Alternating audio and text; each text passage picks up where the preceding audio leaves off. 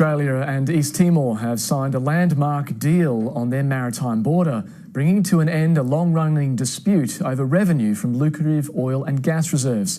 But as Stephanie March reports from New York, the two countries are yet to resolve who gets to process the resources.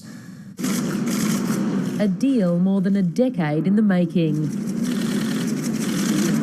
We recognise that it is a particularly important day for Timor-Leste and another step forward in Timor's journey as a sovereign nation. It's the first time Australia and East Timor have agreed on their maritime boundary. It'll run halfway between the two countries, giving East Timor a bigger share of the lucrative Greater Sunrise oil and gas field.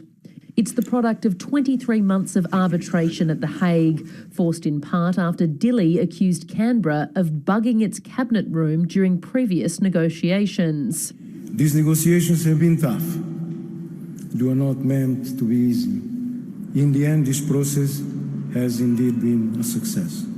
The treaty also decides the revenue split for the Greater Sunrise deposit, worth up to $50 billion.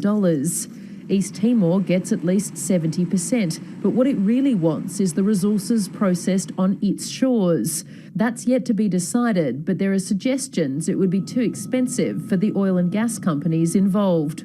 East Timor may have no time to waste in getting the Greater Sunrise oil and gas field up and running.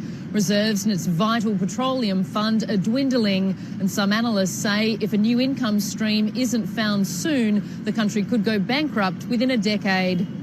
But that's not the message East Timor is sending its negotiating partners. Timor is a very patient nation. It took us 25 years to be free, and then the Indonesian occupation.